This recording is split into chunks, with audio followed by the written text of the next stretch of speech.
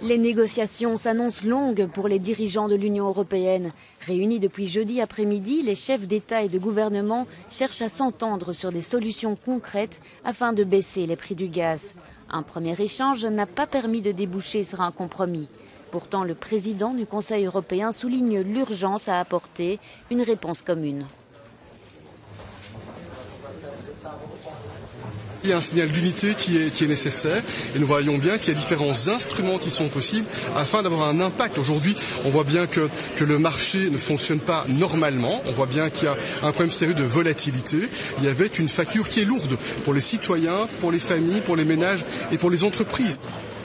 La Commission européenne a présenté mardi un paquet de mesures pour réduire la facture énergétique. Pour plusieurs capitales, les principaux outils sont désormais sur la table pour trouver des solutions et un compromis.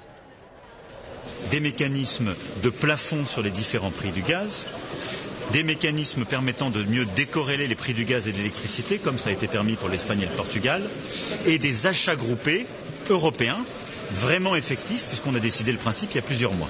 Donc c'est un ensemble de mesures mais qui doit viser à réduire le prix du gaz, à dissuader les spéculateurs de venir profiter de la situation et à baisser notre prix de l'électricité. Mais l'idée d'un plafonnement des prix du gaz divise les 27. L'Allemagne et les Pays-Bas ne veulent pas d'une telle intervention. Le dirigeant néerlandais estime d'ailleurs que la situation sur les marchés s'inverse.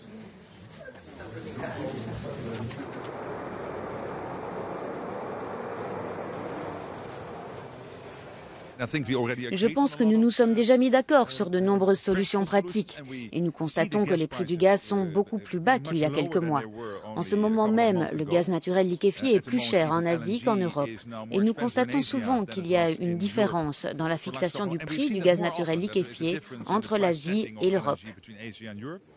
Si les dirigeants appellent à une réponse européenne, c'est aussi pour éviter des distorsions entre des États membres aux moyens importants, capables de soutenir massivement leurs citoyens et leurs entreprises, et ceux aux ressources plus limitées.